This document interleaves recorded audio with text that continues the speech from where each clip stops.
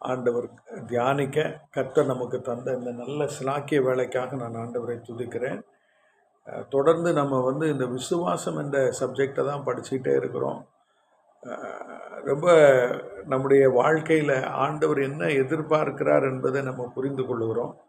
புதிய ஏற்பாட்டில் பாவத்திலிருந்து பூரணமான விடுதலை, பழைய ஏற்பாட்டில் அடிமைத்தனமாகிய எகிப்தின் அடிமைத்தனத்திலிருந்து விடுதலை. இந்த ரெண்டு காரியத்தையும் நம்ம புரிந்து கொள்ள வேண்டும். பழைய ஏற்பாட்டில் அடிமைத்தன அரசன் என்று சொல்லுகிற பார்வோனுடைய கையிலிருந்து விடுதலை. புதிய ஏற்பாட்டில் அடிமைத்தனத்தின் ஆவியாகிய பிசாசின் பாவத்திலிருந்து விடுதலை. இப்போ நம்முடைய வாழ்க்கையில் நமக்கு வர வேண்டிய நன்மையை எது இப்போது தடுக்கிறதுனா பாவமும் அக்கிரமமும் தடுக்கிறது. பாவமும் அக்கிரமமும் தடுக்கிறது. அந்த பழைய பார்வோன் என்று சொல்லப்படுகிற இந்த உலக அதிபதி நம்மை அடிமைப்படுத்தி வைத்திருக்கிறான். இங்கே அப்போஸ்தலனாகிய பவுல் ரோமருக்கு எழுதின நிருபம் 4ஆம் அதிகாரத்தில் 7ஆம் வசனத்தில் இப்படி அவர் சொல்கிறார், எவர்களுடைய அக்கிரமம் மன்னிக்கப்பட்டதோ, எவர்களுடைய பாவம் மூடப்பட்டதோ அவர்கள் பாக்கியவான்கள். எவனுடைய பாவத்தை கர்த்தர் எண்ணாதிருக்கிறாரோ அவன் பாக்கியவான் என்று தாவீது சொல்லி இருக்கிறார். இப்போ புதிய ஏற்பாட்டில் பார்வோன் கிடையாது, பார்வோனுடைய ஆட்சி கிடையாது. இப்போ புதிய ஏற்பாட்டில் பார்வோன் என்று சொல்லப்படுகிறது யார் அப்படின்னா இந்த உலக அதிபதி. இந்த உலக அதிபதி தான் நம்மை அடிமைப்படுத்தி வைத்திருக்கிறான். ஸோ நம்முடைய வாழ்க்கையில் நமக்கு கிடைக்க வேண்டிய நன்மையை கிடைக்க விடாமல் தடுக்கிறது எதுன்னா நம்முடைய பாவம், நம்முடைய அக்கிரமம். அதை நம்ம ஒத்துக்கொள்ளணும். இன்றைக்கு விசுவாச வாழ்க்கைக்குள்ளே வந்த பிறகும் அவருடைய அந்த முழுமையான கிருபையை நம்ம பெற்றுக்கொள்ள முடியல. இப்போ பாருங்கள், ரோமர் 4ஆம் அதிகாரம் 16ஆம் வசனம் இப்படி என்ன சொல்லுதுன்னு நல்லா கவனிங்க. இது நம்ம விளங்கி கொள்ளணும், ரொம்ப முக்கியமான ஒரு பாடம். ஆதலால் சுதந்திரமானது கிருபையினாலே உண்டாயிருக்கும்படிக்கு அது விசுவாசத்தினாலே வருகிறது. அந்த கிருபை, இப்போ பாருங்க, ரட்சிப்பு நம்ம கிருபையினாலே ரட்சிக்கப்பட்டோம். அதாவது கிருபையினாலே விசுவாசத்தை கொண்டு ரட்சிக்கப்பட்டோம். நாம் அவருடைய பிள்ளைகள், அதில் மாற்று கருத்து கிடையாது. நம்ம அவர் நம்மை தெரிந்தெடுத்து அப்படி சொந்த பிள்ளையாக மாற்றிட்டார். கிருபை நமக்கு கிடைச்சிட்டு. ஆனால் இந்த கிருபையை தொடர்ந்து நம்ம அனுபவிக்கணும்னா நாம் விசுவாசத்தில் வளரணும். அதுதான் ரொம்ப முக்கியம். அந்த விசுவாசம் எதில் இருக்குது அப்படின்னா பாவம் மன்னிக்கப்பட்டதை நம்ம விசுவாசிக்கணும். ஒரு காரியத்தை தேவனிடத்தில் பெற்றுக்கொள்ள நாம் தேவனுடைய சமூகத்துக்கு போகும்போது நம்முடைய இருதயத்தில் உறுதியான ஒரு நம்பிக்கை இருக்கணும். எப்படின்னா, நான் கிறிஸ்துவின் இரத்தம் என்னை கழுவி சுத்திகரித்து இருக்கிறது. இப்போ நான் பரிசுத்தமாக இருக்கிறேன். நான் கேட்டால் ஆண்டவர் எனக்கு இதை கொடுப்பார்.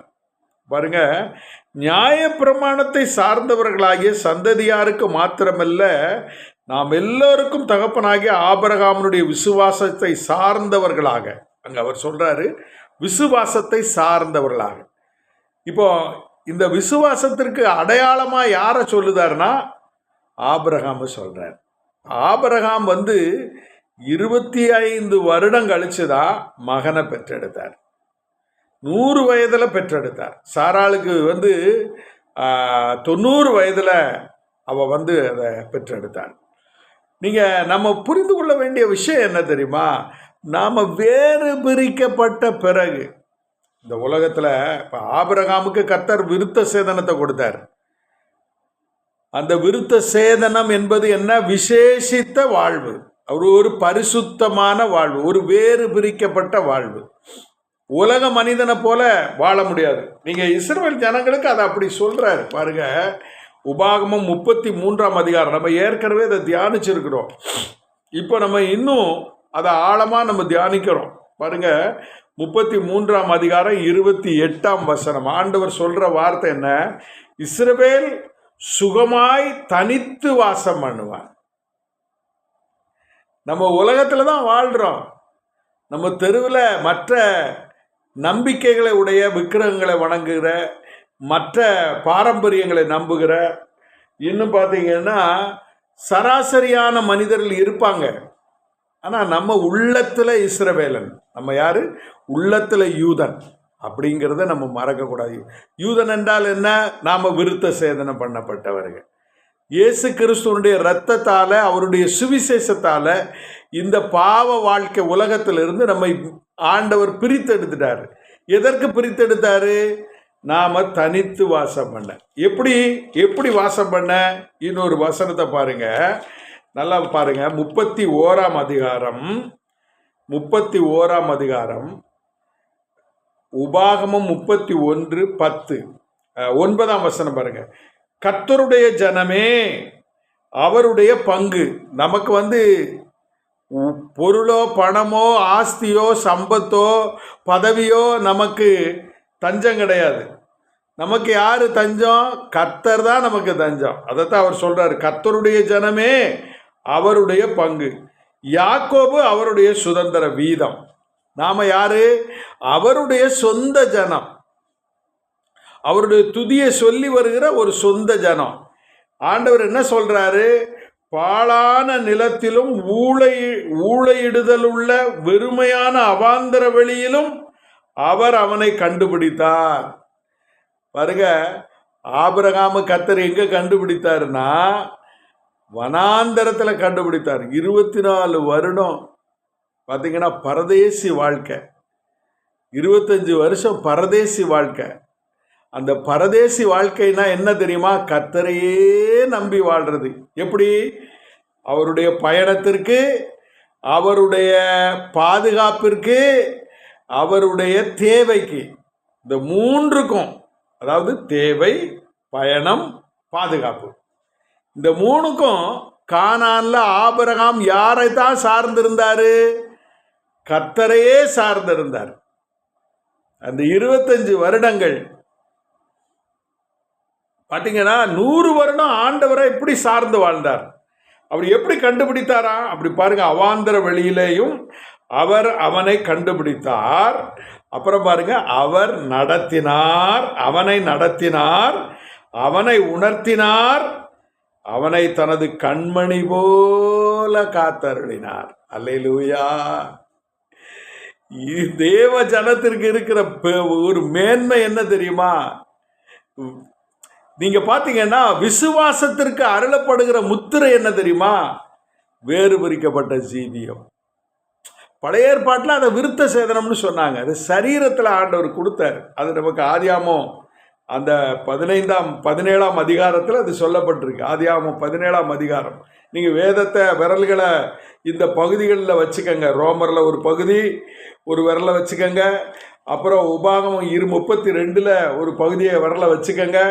அதுக்கப்புறம் நீங்கள் இந்த 17ஆம் அதிகாரம், ஆதியாகமம் 17ஆம் அதிகாரத்துக்கு நீங்கள் வாங்க. அங்கே தான் முதல்ல விருத்த சேதன உபதேசம் வருகிறது. விருத்த சேதனம் என்பது சுன்னத்து. அதை பற்றி நம்ம இன்னைக்கு சுன்னத்துக்காரர் யாருன்னு உங்களுக்கு புரியும். சுன்னத்துக்காரர் யாரு? அந்த அந்த மக்கள் என்ன சொல்றாங்க அப்படின்னா, ஆபிரகாம் அவர் விருத்த சேதனம் பண்ணும்போது அவரோடு இஸ்மவேலுக்கு தான் பண்ணப்பட்டது. அது வேதம் அப்படிதான் சொல்லுது. இஸ்மவேலுக்கு ஆபிரகாமோடு பண்ணப்பட்டது. ஆனால் ஆபிரகாம் சாராள் மூலமாக இந்த இஸ்மவேலனை ஆண்டவர் சுதந்திரத்தை கொடுத்து அனுப்பிட்டாருன்னு வேதம் சொல்லுது. அவங்க வேதம் வேற மாதிரி சொல்லுது. அதை நம்ம இப்போ பேச வேண்டாம். அதுக்கு நமக்கு அது பெரிய ஒரு சிக்கலை உருவாக்கும். அது வேண்டாம். நமக்கு படிக்கிற பாடம் என்ன? விசேஷித்தவன், வேறு பிரிக்கப்பட்டவன், பரிசுத்தத்திற்காக அடையாளமானவன். அவனை ஆண்டவர் உளையான வனாந்தரத்திலிருந்து, ஊழையிடுகிற வனாந்தரத்திலிருந்து கண்டுபிடிச்சார். உளையான சேற்றிலிருந்து அவனை தூக்கி எடுத்தார். அவர் நடத்துவார், உணர்த்துவார், கண்மணி போல காப்பார். அப்படிங்கிறதான் விருத்த சேதனத்தினுடைய உள்பொருள், அகப்பொருள். இப்போ நம்ம நம்முடைய வாழ்க்கையில் இந்த விருத்த சேதனம் என்கிற இந்த மாமிசத்தில் செய்யப்படுகிற காரியங்களை நம்ம செய்யறதில்ல. இது நம்முடைய உள்ளத்தில் நம்ம யூதனானவர்கள், நாம் இந்தியர்கள் தான். ஆனால் வேறு பிரிக்கப்பட்ட பிறகு உள்ளத்தில் நாம் யூதர்கள். அப்படின்னா எப்படி? நம்மளை ஆண்டவர் ஒரு விசேஷித்த பரிசுத்த வாழ்க்கைக்கென்று வேறு பிரித்து விட்டார். நாம் இதை வைராக்கியம் பாராட்டுவதற்கு இல்லை, இதை நம்ம பெருமை பாராட்டுவதற்கு இல்லை. பெருமைக்கு அங்கே இடமே கிடையாது. இதில் முக்கியமான கருத்து என்னன்னா, நான் ஒரு வேறு பிரிக்கப்பட்ட மனுஷி. நான் தேவன் என்னை நடத்துகிறார், கிறிஸ்து என்னை நடத்துகிறார், உணர்த்துகிறார், கண்மணி போல என்னை காக்கிறார் என்பதை உள்ளத்தில் எண்ணி உலகத்தில் வாழணும். உள்ளத்தில் எண்ணி உலகத்தில் வாழணும். இங்கே பாருங்க, அவர் சொல்றாரு, ஆதியாகமம் 17ஆம் அதிகாரம் 7ஆம் வசனம் பாருங்க, உனக்கும் உனக்கு பின்வரும் உன் சந்ததிக்கும் நான் தேவனாய் இருக்கும்படிக்கு எனக்கும் உனக்கும் உனக்கு பின் தலைமுறையாக வரும் உன் சந்ததிக்கும் நடுவே என் உடன்படிக்கை நித்திய உடன்படிக்கையாக ஸ்தாபிப்பேன். இப்போ புதிய ஏற்பாட்டில் இந்த உடன்படிக்கை உள்ளத்தில் ஏற்படுகிறது, ஆவியில் ஏற்படுகிறது, ஆத்மாவில் உண்டாகிறது. இது சரீரத்தில் செய்யப்படுவது இல்லை. சரீரத்தில் செய்யப்படுவது சிலுவையோட அது ஆணி அடிச்சாச்சு, அது சிலுவையில் ஆணி அடிச்சாச்சு. பாரம்பரியங்களுக்கு நாம் செத்து விட்டோம். நியாயப்பிரமாணத்தினுடைய பாரம்பரியங்களுக்கு, நியாயப்பிரமாணத்திற்கு அல்ல, நியாயப்பிரமாணத்தின் பாரம்பரியங்கள். அந்த பாரம்பரியங்கள்ல முதல் பாரம்பரியம் என்ன? இந்த விருத்த சேதனம். ஆனா விருத்த சேதனம் எதற்கு கொண்டு வந்தார் ஆண்டவர்? விசுவாசிக்கிறவனுக்கு விருத்த சேதனத்தை கொண்டு வந்தார் ஆபிரகாமினுடைய நாட்கள்ல. இப்ப இல்ல, இப்போ நமக்கு வேறு பிரிப்பின் ஜீவியம், ஒரு பரிசுத்த ஜீவியம். அந்த வேறு பிரிப்பின் ஜீவியம் என்ன தெரியுமா? விசுவாசித்து சகலத்தையும் இந்த பூமியில பெற்றுக்கொள்வது. நாம போகிற தேசம் விடுதலை தேசம், அது தேவனுடைய ஆட்சி செய்கிற தேசம். இந்த பூமியில அதை நீங்களும் நானும் அனுபவித்தால் மட்டுமே அங்க போக முடியும்.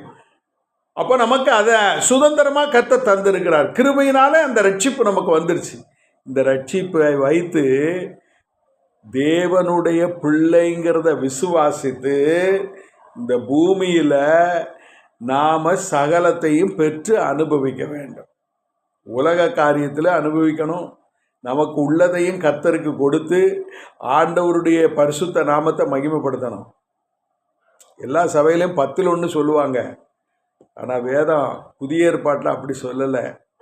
உச்சந்தலை முதல் உள்ளங்கால் வரை கர்த்தருக்கு நம்ம பரிசுத்தம் 100% கர்த்தருக்கு கொடுக்கணும்.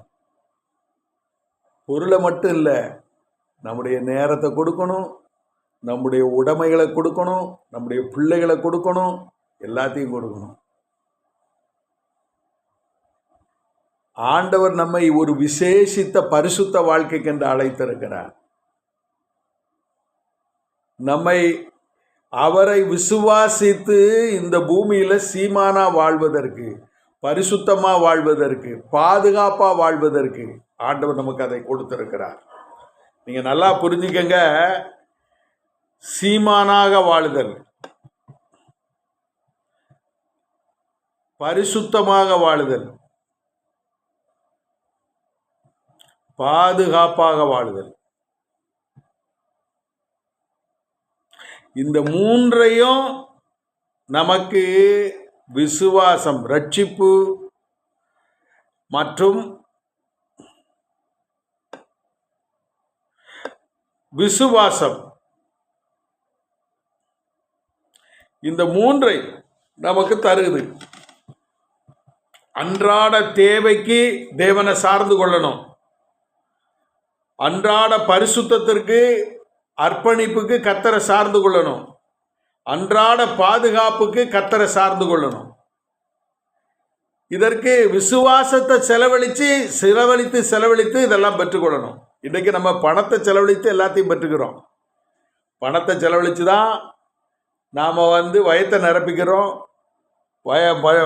பணத்தை செலவழித்து தான் பாதுகாப்பை பெற்றுக்கொள்ளுதோம், பணத்தை செலவழித்து தான் சுகத்தை பெற்றுக்கிறதும். ஆனால் ஆண்டவர் நமக்கு என்ன கற்றுக் கொடுக்குறார் தெரியுமா? விசுவாசத்தை செலவழித்து பயத்தை நிரப்பணும், விசுவாசத்தை செலவழித்து சுகத்தை பெறணும், விசுவாசத்தை செலவழித்து பாதுகாப்பை பெறணும். இதுதான் விசுவாசிக்கிறவனுக்கு கர்த்தர் கொடுக்கிற விருத்த சேதனம். விசுவாசிக்கிற இன்றைய புது உடன்படிக்கை, அந்த விசுவாசிக்க கர்த்தர் கொடுக்கிற ஒரு பெரிய உடன்படிக்கை என்ன தெரியுமா? நீங்க விசுவாசித்து உங்களுக்கானவைகளை, அதாவது உங்களுடைய தேவையை, உங்களுடைய பயணத்தை, உங்களுடைய பாதுகாப்பை நீங்க பெற்றுக்கொள்ளணும். சபையில் இருக்கும்போது இது நமக்கு சாத்தியமா தெரியும், வீதிக்கு வரும்போது அது அசாத்தியமா தெரியுது. ஆனா ஆண்டவர் என்ன சொல்றாரு? இஸ்ரவேல் தனித்து வாசம் பண்ணுவான், சுகமாயிருப்பான், அவனை உலக மனிதர்கள் புரிந்து கொள்ள முடியாது. நீங்க 1 கொரிந்தியர் 2ஆம் அதிகாரத்துக்கு வாங்க, அங்க அப்போஸ்தலனாகிய பவுல் அதை ரொம்ப அழகா எழுதுவார் பாருங்க.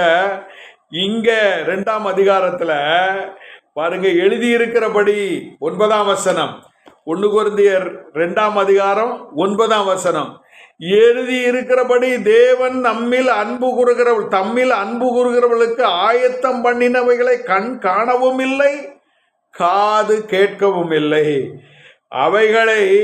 அவைகள் மனுஷருடைய இருதயத்தில் தோன்றவும் இல்லை.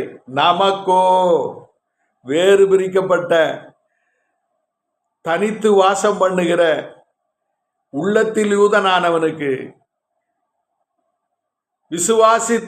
விசுவாசித்து அவன் முன்னேறி செல்வான். ஒவ்வொரு நாளும் விசுவாசித்து அந்த வாழ்க்கையை கொண்டு செல்வான். நமக்கோ தேவன் அவைகளை தமது ஆவியினாலே வெளிப்படுத்துகிறார். இப்போ இது சரீரத்தில் வெளிப்படாது. உங்க சரீரத்தை, உங்க பேங்க் பேலன்ஸ் எப்படி இருக்கும்? நாளுக்கு நாள் கீழாக்க போயிட்டே இருக்கும். உங்க பாதுகாப்பு, உங்க பயணம் பாதுகாப்பு நீங்க வச்சிருக்கிற காரை வச்சோ அல்லட்ட உங்களுடைய வாகனத்தை வச்சோ இருக்காது. அது ஆவியில உண்டாகும். ஆவியிலே வெளிப்படுத்தினார். அந்த ஆவியானவர் எல்லாவற்றையும், தேவனுடைய ஆழங்களையும் ஆராய்ந்திருக்கிறார். பிரியமான தேவனுடைய பிள்ளைகளே, உங்களுக்கு வேதம் நமக்கு சொல்லுகிற சவால் என்ன தெரியுமா? ஒவ்வொரு நாளும் விசுவாசித்து நடக்கணும். விசுவாசித்து நடப்பது என்பது என்ன? ஒரு நிச்சயமற்ற வாழ்க்கையில நிச்சயத்தை பெற்றுக் கொள்வது. நிச்சயமற்ற ஒரு வாழ்க்கை இந்த பூமியில நமக்கு ஒரு நிச்சயமற்ற வாழ்க்கை. பொருளாதாரத்தில் நிச்சயம் இருக்காது, நம்முடைய அன்றாட பணிகளில், நம்முடைய தேவையில பெரிய நிச்சயம் இருக்காது. நம்ம கோடீஸ்வரர்கள் கிடையாது. ஆனா கோடீஸ்வரனுக்கு இல்லாத ஒரு சமாதானம் நம்முடைய இருதயத்தில் இருக்கும். ஹல்லேலூயா. கோடிகள்ல புரளுகிற மனிதனுக்கு செத்தா நிச்சயம் இருக்காது.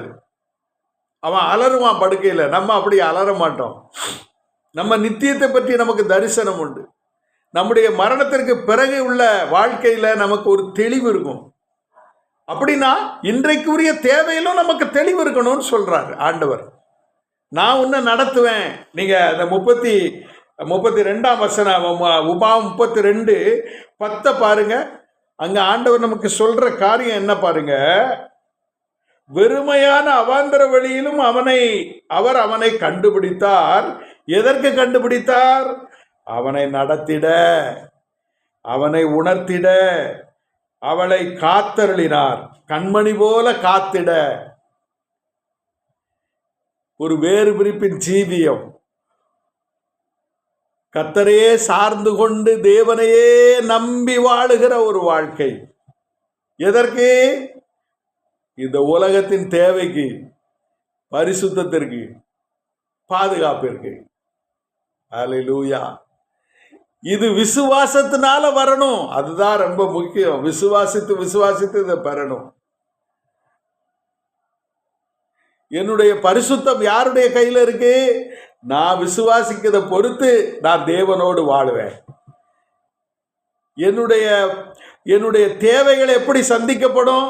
நான் எந்த அளவுக்கு தேவனை விசுவாசிக்கிறேனோ அந்த அளவுக்கு என் தேவைகளை கர்த்தர் சந்தித்து வருவார். என்னுடைய பாதுகாப்பு எப்படி எனக்கு கிடைக்கும்? எந்த அளவுக்கு நான் விசுவாசிக்கிறேனோ அந்த அளவுக்கு எனக்கு அந்த பாதுகாப்பை ஆண்டவர் கொடுப்பார். எப்பேற்பட்ட வியாதியையும் எப்பேற்பட்ட வறுமையையும் ஆண்டவர் மாற்ற முடியும். அல்லேலூயா. அவர் அதிசயங்களை செய்கிற தேவன். நீங்க நான் ஒரு வேறு விரிப்பின் ஜீவியத்தில் இன்றைக்கு இருக்கிறோம். உலகத்தை போல வாழ முடியாது. உலக மனிதனை போல நீங்களும் நானும் வாழ முடியாது. நம்முடைய காரியங்கள் முழங்காலிலேயே தீர்மானிக்கப்படணும். முழங்காலிலேயே தீர்மானிக்கப்படணும். இயேசுவானவர் உங்களுக்கு நம்ம ஏற்கனவே படிச்சிருக்கிறோம். ஒரு அற்புதம் நிகழ்ந்த உடனே தனிமையான இடத்தை நோக்கி போயிடுவார்.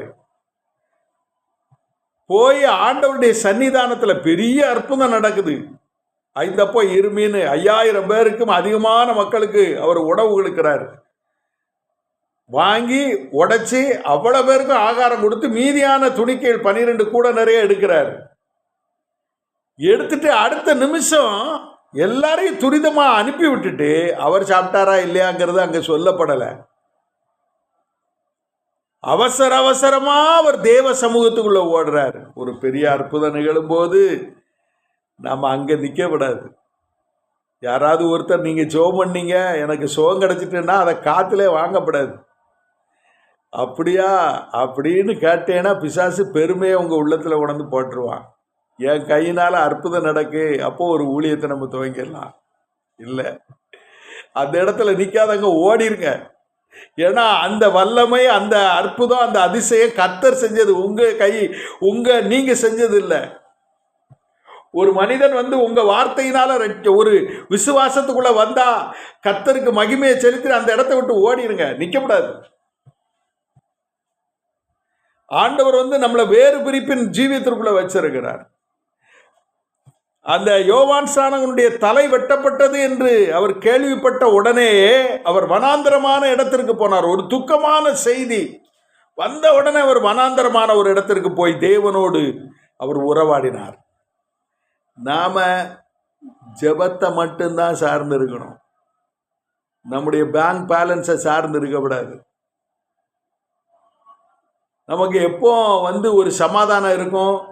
பேங்க் பேலன்ஸு பேங்க்கில் பணம் நல்லா இருந்ததுன்னா மன தைரியமாக வேலையை செய்வோம். பேங்க் பேலன்ஸு குறைஞ்சிக்கிட்டே போச்சுன்னா டென்ஷன் ஆகிருந்தோம். வேறு விருப்பின் ஜீவியத்தில் அதை பற்றி கவலையே படப்படாது. அது என்ன வந்தாலும் சரி, என்ன காப்பார், நான் அமிழ்ந்து போக மாட்டேன். கடலில் மேலே நடக்கணுமா நடக்க வைப்பார் ஆண்டவர். காற்றையும் கடலையும் அதட்டணுமா அதட்டுவார். அந்த நேரம் வந்த உடனே, அந்த நிமிஷம் வந்த உடனே அது நடந்துரும். வியாதிய பிசாச வார்த்தையினால விரட்டிடுவார் நம்ம வாழ்க்கையிலிருந்து. காரியத்தின் கடைத்தொகை என்ன? காரியத்தின் கடைத்தொகை, அதாவது இந்த விசுவாச வாழ்வினுடைய மொத்த தாற்பயம் என்ன? ஆண்டவர் இப்படி சொல்றாரு, நான் உன்னை நடத்துவேன். நாம ஆண்டவருடைய சன்னிதானத்தில் பார்த்தீங்கன்னா நம்மை ஆண்டவர் நடத்தணும். நம்முடைய சுயம் நம்மை நடத்தக்கூடாது. ஆண்டவர் இந்த ஜனத்தை எனக்கென்று ஏற்படுத்தினேன், இவர்கள் என் துதியை சொல்லி வருவார்கள். உபாகமம் 23ஆம் அதிகாரத்தில் ஒரு காரியத்தை ஆண்டவர் சொல்றார் பாருங்க. 23:14 உன் தேவனாகிய கர்த்தர் உன்னை ரட்சிக்கவும் உன் சத்துருக்களை உனக்கு ஒப்பு கொடுக்கவும் உன் பாளையத்திற்குள்ளே உலாவி கொண்டிருக்கிறார். உங்களுக்கு புரியுதா? பரிசுத்த ஆவியானவர் நம்முடைய வாழ்க்கையில உலாவிக்கிட்டு இருக்கிறார். அல்லேலூயா. நம்முடைய வாழ்க்கையில அவர் உலாவி கொண்டிருக்கிறார். எவ்வளவு நேரம்? 24 மணி நேரமும் உலாவுறார்.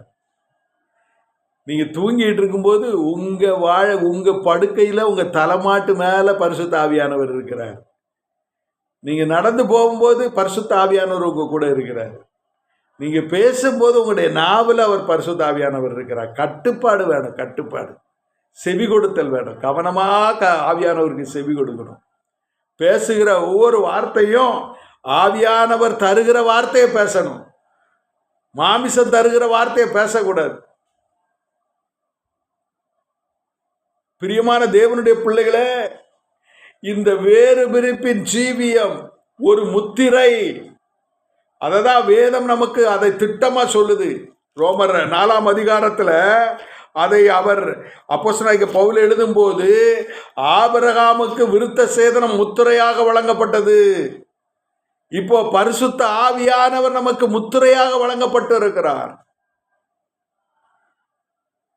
இந்த புதிய உடன்படிக்கை வாழ்க்கையில இந்த 2025ஆம் ஆண்டு வாழ்க்கை பரிசுத்த ஆவியினால நடத்தப்படுகிற ஒரு வாழ்க்கையா இருக்கணும்.